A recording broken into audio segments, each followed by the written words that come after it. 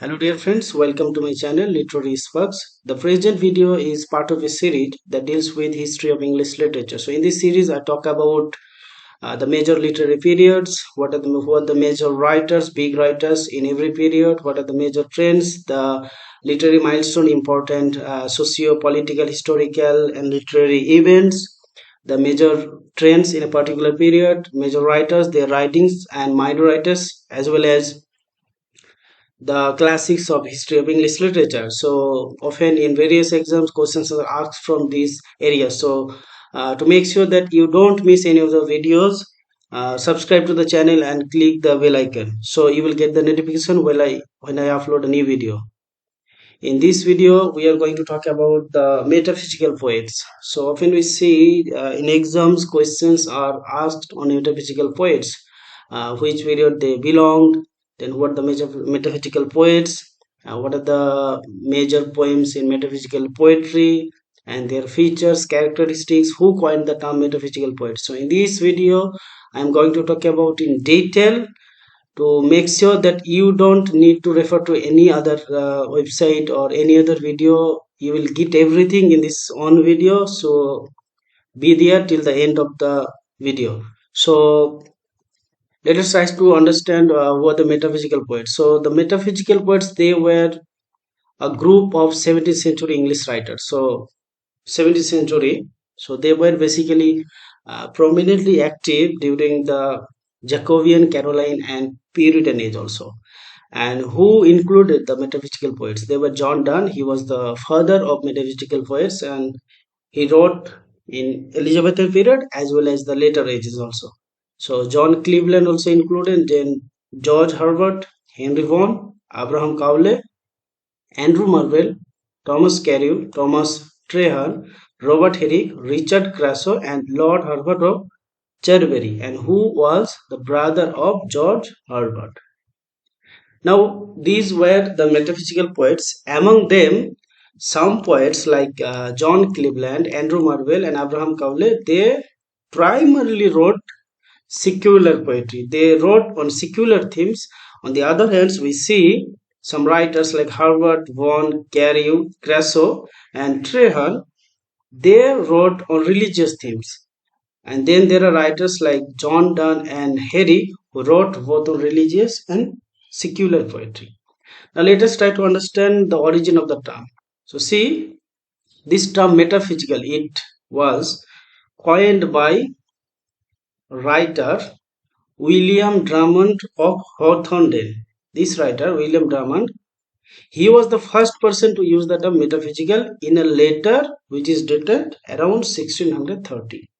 So what he did, he objected to those of his contemporaries who attempted to abstract poetry to metaphysical ideas in scholastic queries. So you see, this was the sentence which he used in his letter, and there he talked about the metaphysical poets first, metaphysical ideas. So what is metaphysical? Metaphysical, meta means beyond physical. So these poets, metaphysical poets, they talk about things which are beyond physical world, like God, soul, these kinds of things.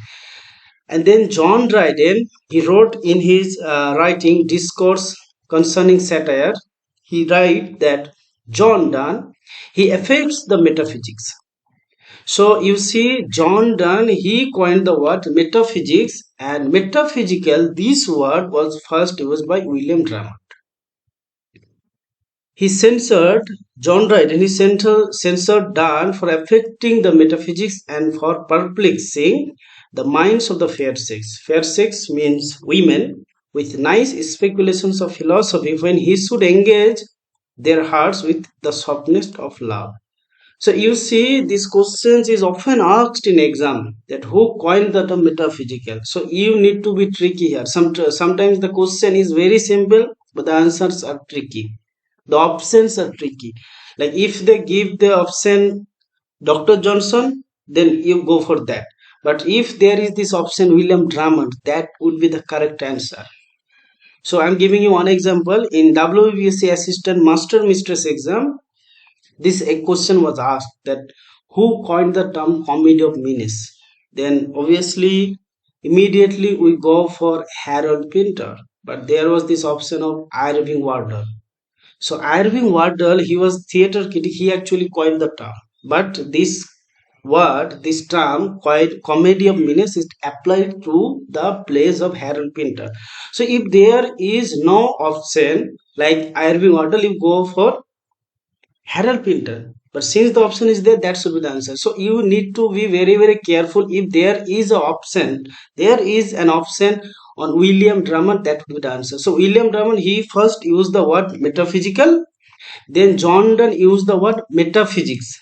Finally, we come to Samuel Johnson. So Samuel Johnson in 1779, he used the term metaphysical in a pejorative way. You see, John Samuel Johnson, he used the word in a negative way. He did not praise the metaphysical poets to mean a school of poets in his Life of Cowley. So you know that Samuel Johnson, he has written lives of the English poets, and in that book there is this chapter Life of Cowley. So he's talking about Abraham Cowley, and there he wrote about the beginning of the 17th century appeared a race of writers that may be termed the metaphysical poets. So you see, William Drummond, he coined the word metaphysical. So he's talking about his contemporaries. Then John Dryden, he coined the word metaphysics. And Samuel Johnson, he coined the term metaphysical school of poetry.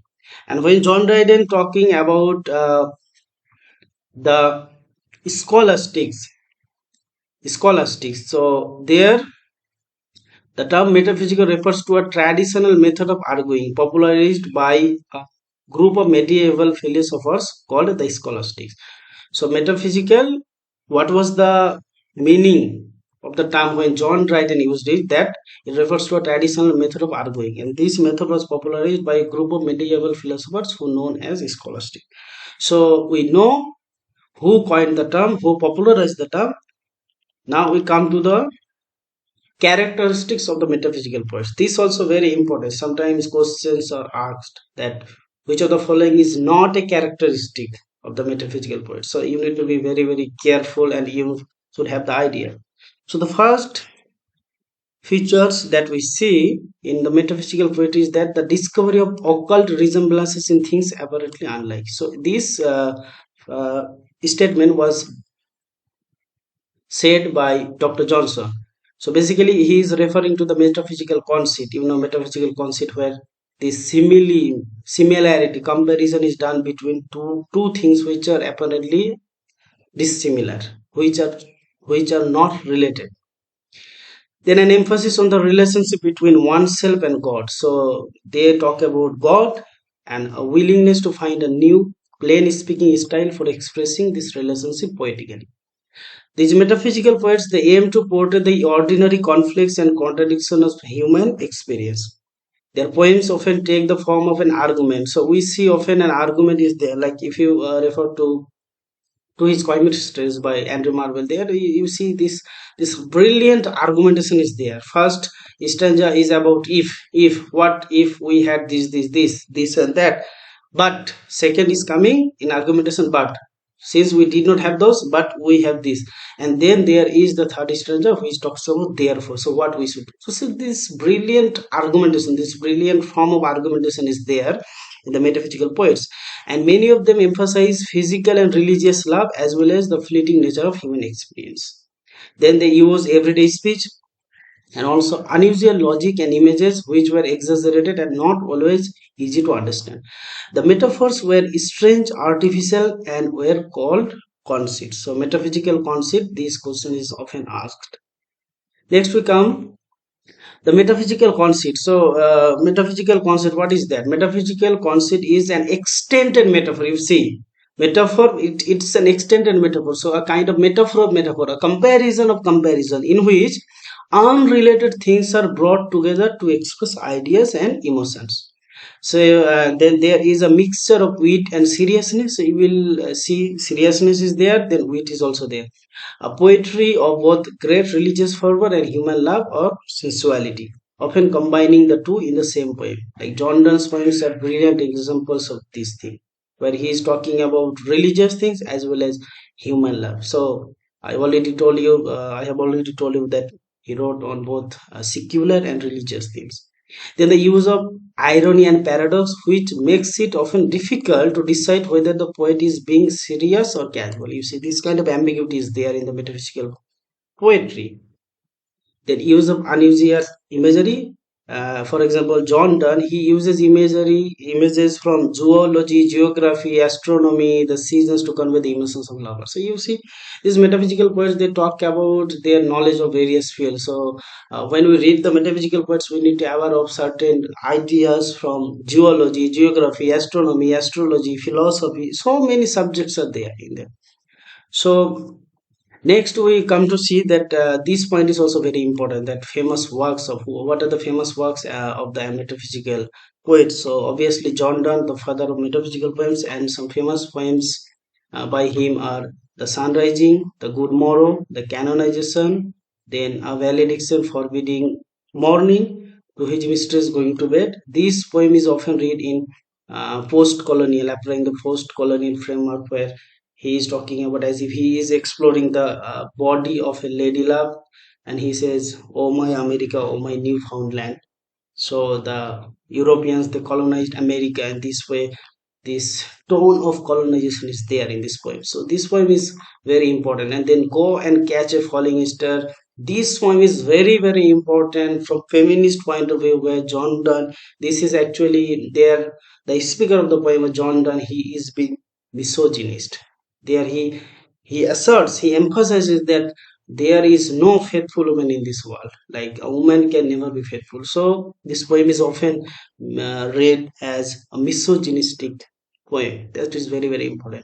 And of course, Andrew Marvell, to his coy mistress, the brilliant example of metaphysical poetry. Then the religious poet Henry Bones, the retreat. This retreat is very important because there he talks about that in childhood we are close to God, but as far as we grow, we become distanced from God. So this concept was taken by William Wordsworth, and Wordsworth elaborated this idea in his poem Immortality Earth. So this poem is very very important. Henry Bones, the retreat. Then Richard Crassus, The Flaming Heart, and Robert Herrick's this poem To the Virgins to Make Much of Time is also very important because this talks about the Carpe Diem theme. We already see the theme of Carpe Diem to his chemistries. And then the motive, the opening line of this poem, gather ye rosebuds while ye may. So when there is youthful hue, when you are very very young, you enjoy your physical pleasures. This line is the essence of the Carpe Diem theme. So let us see how the other writers they responded to the metaphysical poets to show the criticism on them. So I already told you that William Drummond, he coined the word metaphysical, and in his letter he, what did he say about the metaphysical poets? That he said some men of late. So he's talking about his contemporary, that recently some men, some writers, transformers of everything, he calls them transformers of everything, consulted upon her for reformation. Her here refers to poetry, and endeavor to abstract her to metaphysical ideas. So see these metaphysical ideas and scholastic qualities, denuding her of her own habits and those ornaments with which she had amused the world some thousand years. So you see, William Drummond also negatively talks about the metaphysical poets. Then come John Dryden. John Dryden wrote about John Donne. He says that John Donne, he affects the metaphysics not only in his satires but in his amorous verses, that is love poems, where nature only should reign, and perplexes the minds of the fair sex with nice speculations of philosophy, when he should engage their hearts and entertain them with the softness of love. So John Dryden, his opinion was this on the metaphysical poets. Next we come the most important of the critic, Dr. Johnson, Samuel Johnson, and he writes in the lives of the English poets. His quote is often used, and his ideas are often asked in exams. So what Dr. Johnson said about the metaphysical poets is very very important from exam point of view, and you need to read the whole quotation about the metaphysical poets. So Dr. Johnson wrote, the metaphysical poets were men of learning. So this point is important. Then he talks about them that they were knowledgeable persons, and to show their learning was their whole endeavor. So Dr. Johnson, he negatively talks about the metaphysical poets, that as if there is this snobbery among the metaphysical poets, that they were knowledgeable person and they wanted to show their knowledge in their poetry, but unluckily resolving to show it in rhyme. So when he tried to show it in poetry, instead of writing poetry, they only wrote verses. So Dr. Johnson saying that metaphysical poetry, metaphysical poems, those are only mechanical thing, verses, those are not counted as poetry. So you see, Dr. Johnson is being very, very cynical and negative about the metaphysical poets, and very often such verses as he stood the trial of the finger better than of the year, for the modulation was so imperfect that they were only found to be verses by counting the syllables. So he's talking about counting the syllables and the technical things, the mechanical things in the metaphysical poetry. The most heterogeneous ideas are yoked by violence together. This line, my dear friends, is very, very important. This is often quoted as the definition of metaphysical concept, and this line is often quoted in exam. So remember this: nature and art are ransacked for illustrations, comparisons, and allusions. Their learning instructs and their subtlety surprises. But the reader commonly thinks his improvement dearly bought, and though he sometimes admires, he seldom pleads. Their wish was only to say what had never been said before.